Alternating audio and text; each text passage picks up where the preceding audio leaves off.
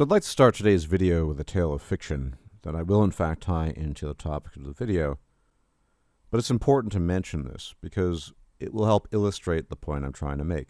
Years ago, there was a series of novels, Dungeons and Dragons, specifically Dragonlance, 3 of them, called The War of the Lance, nearly 40 years ago. In this series of novels, fiction, fantasy, there's a character. This character's name is Raistlin. I've actually quoted him a number of times on this channel, most famously or infamously his quote being, "Hope is the denial of reality. It is the carrot dangled before the draft horse," in a vain attempt to keep him prodding along. That's his quote. But what a lot of people don't understand about that quote, or for that matter, the character of Raistlin, is that there are reasons why he's like that. Raistlin is basically the eternal pessimist. He's a negative Nancy, as some might call him these days. But what a lot of people don't understand about Raistlin is his condition. You see, Raistlin is a mage, and on this world called Kryn, in order to become a mage, you need to pass a test of sorcery. If you fail, you die. It's basically an either-or. You either pass this test and become a mage, or you fail and die. Now, he passed, and the details of this are interesting but not relevant to the video, but as a result of this, he was cursed with magical sight, and this is reflected in the seeming cosmetics of his appearance. In fact, after this trial of sorcery, Raistlin was gifted, if you will, these golden eyes. The irises were golden, and the pupils were these black hourglasses. You'd think purely cosmetic, but no, but in fact, with these hourglass eyes that he had, everything he would see in front of him, whether human, elf, a building, everything would be crumbling, withering, aging, dying. He was cursed with a sight that would almost reach into the future and deliver to him a vision of what will be down the line, and thus he could see no beauty in the world. Now, this definitely made for a quote-unquote negative Nancy or a pessimist. This didn't help, but what I neglected to mention is that Raistlin was always a sickly individual. He struggled a lot, and so he was dealt a very rough hand of cards indeed. The only advantage he had throughout his life was his intellect, i.e. his magic, which was his obsession, understandably. Oftentimes, when you have nothing else to cling on to, you cling on to the one thing that you're good at, and that's what Raistlin did. So here we have, actually, a rather perfect example taken from fiction of somebody who was born, i.e. genes, with a set of disadvantages, who later, through the environment, in this case, a magical curse, a curse which allowed him ultimately to pass the test of sorcery, who, through this combination, took on a certain worldview. And so what I want to talk about today is this notion that you should be hoping for the best, but expecting the worst. And I want to talk about why that's actually a bit of an oxymoron, and why that's not really feasible. Because although people don't really want bad outcomes, nobody says, you know, when I head out today, I want to get drenched in the rain, and then I want to step in dog crap, and then on my way back from work, I want to be mugged and assaulted. Nobody says that, and nobody thinks that, nobody wants that. But an expectation, invariably, is something positive. And the reality on the ground is that negative thoughts are only rarely, and perhaps impossibly, paired with positive thoughts. It's just not something that works. It's like oil and water. Genuinely positive people, as you probably have noticed, so-called positivity cultists in some cases, do not as a rule associate with negative people. Like draws like. And because of this dichotomy, the very notion of you hoping for the best, of course you don't want bad outcomes, but nonetheless being on your guard 24/7, intensely skeptical, being aware of the distinct possibility, indeed in your eyes, the extreme likelihood that things are going to turn out badly, well, these two things are simply not compatible with each other.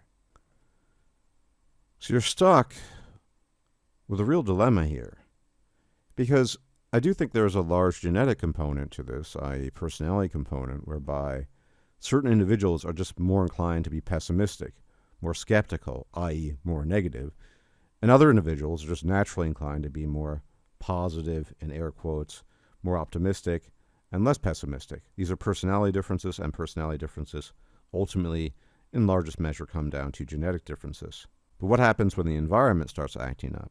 I've talked a lot about the Matthew effect, and I've mentioned, of course, the anti-Matthew effect.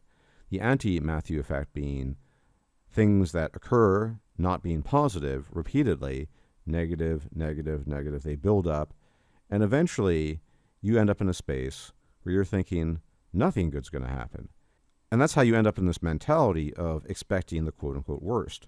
Because in your experience, and it's quite accurate, the worst is what you've known for most of your life, such that it was influential enough to really change your mind on this and push you in that direction. Now, it's possible if you'd been a super positive person, naturally, genetically speaking, maybe you wouldn't behave that way and think that way, but that's not what happened. Now, I'm one of these negative Nancy's, I've been told. I make no secret of it, and if you watch the channel, you're probably aware, although I doubt my subs would call me that. But obviously, when I'm interacting with normies, I get this pretty frequently, things along the lines of, well, he's nice enough, but he's so negative, he's so pessimistic. In fact, the wife of a friend of mine describes me as such. She says, well, I like him well enough, but he's really negative and pessimistic. She doesn't understand why. But this is the big disconnect, right? Why are people negative and pessimistic? Well, part of that, again, it's down to personality, i.e. genetics. The other part of this is the sequence of events that led up to that alleged negativity, that pessimism. I don't think, as I said, you can hope for the best and expect the worst. I just think the only option we have is to either hope for the best, in which you're fully invested in that hope, in that optimism, if you will, or expect the worst, assuming the worst of things. And like many people throughout my life, I had a lot of negative experiences with human beings on the interpersonal level, but just my observations. It could be, obviously, ultimately ascribable to who I am as a person. But when I think about the people that I'm close to, all of them are suffering. No one is doing well. And in some cases, some of them are actually dying. And if you take that and amplify it by months and then years and then decades, you do end up with the eternal pessimist. It's just the way it is. Now, I'm not going to go so far as to say I was born this way. I certainly had a proclivity, an inclination. I was primed for that.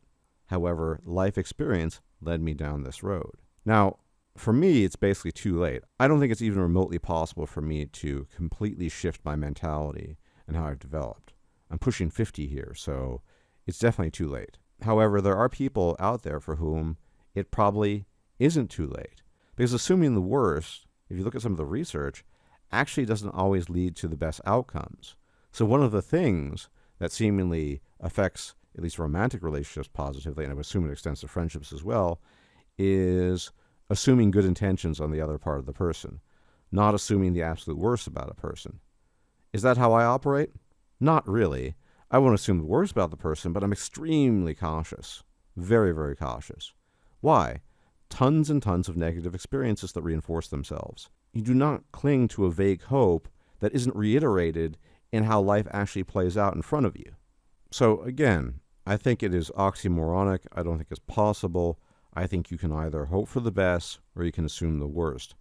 But assuming the worst, one might think will have a positive outcome, and it might prepare you and even protect you in some ways.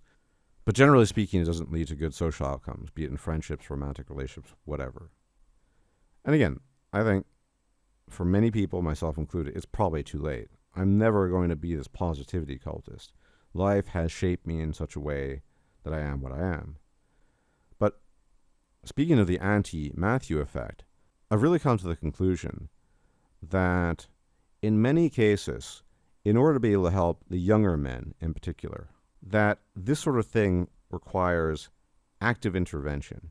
Basically, you would forcibly need people to create a positive Matthew effect loop, because nothing so far has worked on their own. And this is really where the prototypical rubber meets the road, yet again, because a lot of the people who decry certain individuals, who complain about them, who call these guys incels, aren't willing to do that, because things just don't come to them. There's a certain blindness there. Setting aside the personality effects, you just have to think about the positive Matthew loop.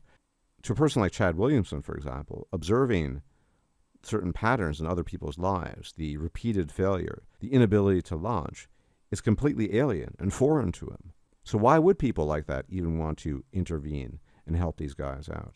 And as a consequence of this, I think we've really reached a mark on the road where these two visions are not only incompatible, we are effectively operating in completely different worlds. As you know, people can see the same things very, very differently. So somebody can see something in a completely positive light, and I could look at the same thing and just assume it's going to fall apart.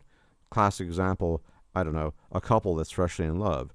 And I will make the assumption that usually the woman will fall out of love and will end in ruin sooner rather than later. And in many cases, unfortunately, I'm right. So these visions are incompatible. And I personally, as a final appeal to the world, wouldn't recommend my vision. Now, I would say that with some caveats, because I do think that blithely going through life in the form of a positivity cultist, never looking at the details of things, even if they're depressing, probably could potentially set you up for some serious failure, if not ruin. But on net, I would have to argue against my own position in some sense, because it doesn't really help you down the line. But what does help you is having those positive Matthew experiences leading up to that, so you can avoid ending up like me, basically. As always, thanks for tuning in. Please leave a like, share, comment, subscribe, all that YouTube jazz. And if I'm still alive, I'll check you out later. Take care. Enjoy your weekend. Bye-bye. If you liked this video, please like, share, and subscribe. And if you enjoy my content, please consider making a donation or becoming a patron. Thanks for watching.